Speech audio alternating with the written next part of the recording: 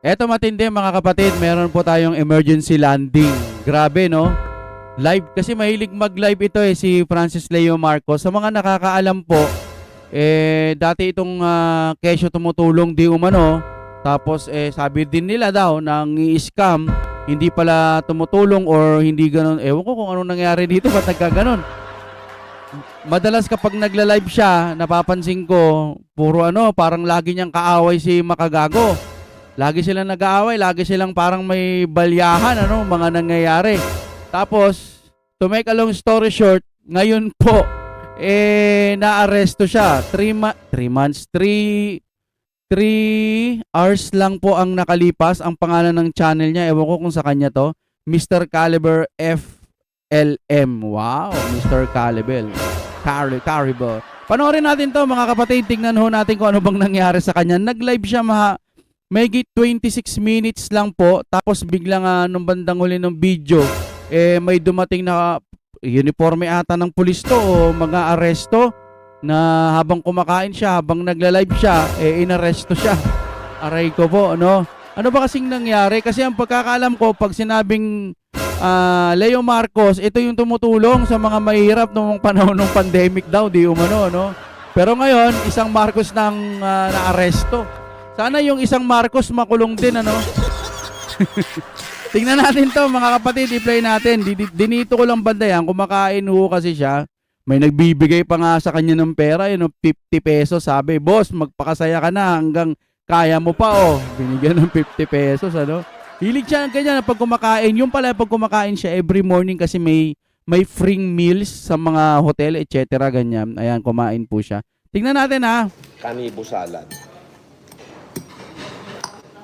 Yan.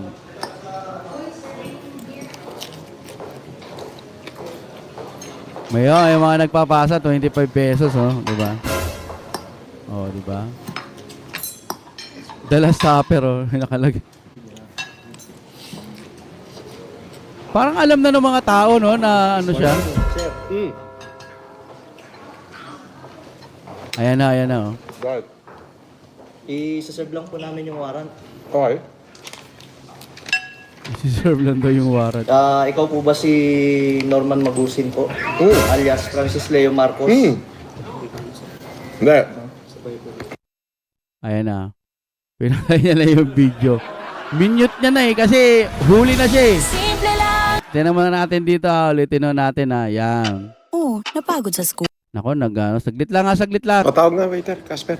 Ulitin mo. Ayan, Sabi mo, kay Boss Francis ka mo. Boss Francis, wow. Ito yung video niya mga kapatid. Ayan.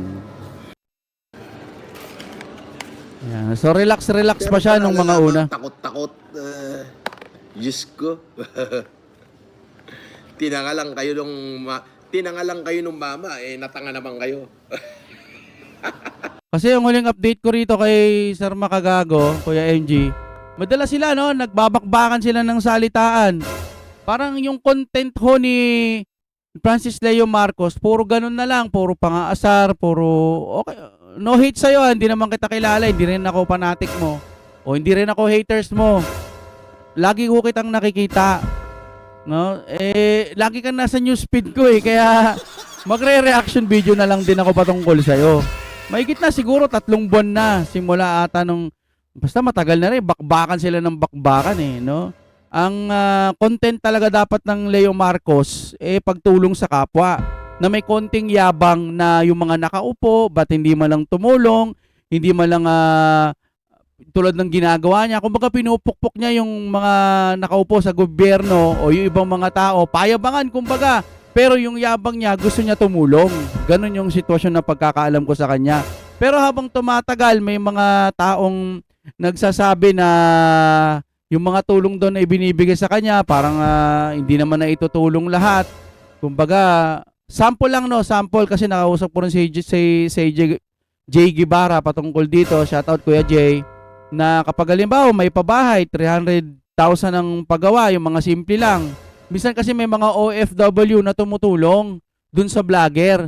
So mahigit triple o quadruple o hanggang 5 beses ang dami ng 300,000 ang maibibigay sa'yo, lalo na kung vlogger ka, na pwede mong itulong. Ngayon, kung hindi mo sasabihin yon, hindi mo i-announce na may tumulong na ganire, may tumulong na ganito, syempre, pwede mo nang yon, sa'yo na yon. Halimbawa, binigyan ka 1 milyon, yung kalahati itulong mo, yung kalahati sa'yo na. Parang ganun ang nangyari. Ewan ko lang dito. No, kung anong nalalabuan ho kasi ako sa content niya, puro mura, puro na lang hate, puro pangaasar. Sana ginagamit ho natin yung channel natin. Talagang parang tumulong. Nakalimutan niya na yung ganun eh. Nakalimutan niya na, ewan ko.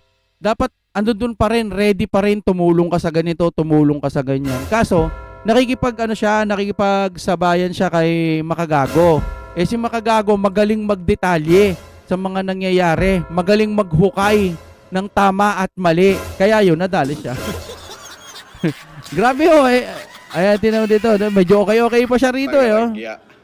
Dami nagbibigay oh. Siguro, takot yun na baka gawin sa kanya yung ginawa niya. Kaya nagtawag. Baka iniisip niya, baka lutangan natin, no? Yun, may mga ganun siyang tema. Mga lutangan natin, yung mga word na parang kanto.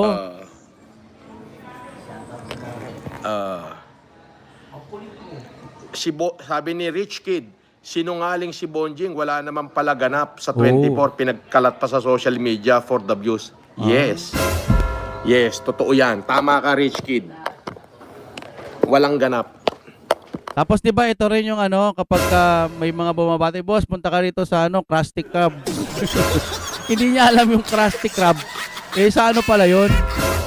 Sa SpongeBob, etc. Marami pa po mga kapatid, no? Eh madalas kasi siyang mag-live kaya natitrending yung mga video niya. So ito na yung pinakahuling trending niya. Yung kumakain siya, to. Yan, kumakain siya rito. Sino? I-like na natin yung video niya. Total. Nagpapaniwala ka naman doon. Wala naman sinasabi abogado ko eh. Oh. Bakit? Nasa korte na ba o fiskal pa lang? Piskal pa lang. Kaya kung kayo nagsakapin, pwede ko na lang kunin. Dapat din, demanda talaga yun. Oh, demanda mo. Demanda. Hayaan mo sila. Bahala sila doon. Basta bahala yung mga abogado kong gumalaw. As simple as that. Ano ba kaso yun? Malay ko. Teka, nandun yung abogado mo? Hindi, wala. Nandun na, nag-file na lang ng memorandum. Sabi niya, wala ka ng hearing, sabi sa akin. Kaya napakakaroon natalag sila. May napanood din ako dito yung boss, mali script. Tapos minute. May napanood din ako dito. Hindi, wala akong hearing. Sino paniniwalaan natin? Si Poblador? Yung abogado natin? O sila? Sila lang ang may. Grabe yung mga nagbibigay. Oh. Yung mga nagbibigay, minsan parang nangaasar lang. Eh. Dito na lang kayong magbigay sa akin. No? Para dumami views natin sa kapangkape. May ako dyan, hindi ako naka-live pero may sticker po tayo na parang super thanks. Ganun, baka pwede naman. No? Sa kanya, grabe yung mga nagbibigay. Nangaasar pa lang yan ha, yung mga nagbibigay. Tingnan natin dito. Oh. Madami naghihintay sa'yo sa Paranaque, may warrant ka, dadamputin ka. Pero nagpasa siya ng $2. Ang kukulit nga ng mga tao dito eh. Oh. Nagpasa 50 pesos, puro daldal lang pala to eh. Kala ko ba full force oh. Pero malakas sa dami nagbibigay. No? Kaliwa tayo. Hearing. Sila lang ang may hearing. Tapos, syempre, natatakot sila na baka lutangan ko, na baka gawin ko yung ginawa nila sa atin. Ganda, sa lutangan, akin, ano? Na baka lutangan ko sila. Di ba, nung nakaraan ako may hearing. Wala naman sila, di ba? Tapos nagpadala sila ng bash sa akin, ng haras. Natatakot sila na baka gawin ko the same. Kaya, syempre, nagtawag. Kumbaga dito, parang immune siya ngayon. Hindi naman immune siguro, mali tayong term. Parang inaasahan niya, wala nang aaresto sa akin, wala nang hearing, walang kahit na ano. Pero dito lang sa video, nagulat na lang ako may lumapit sa kanya. Hindi naman siguro scripted to kasi pinutol niya eh, no? Dito banda oh. Dami nagpapasa sa kanya, sana all. Right. I-serve lang po namin yung warrant. Okay. Ikaw po ba si Norman Magusin po? Alias Francis Leo Marcos? Hindi.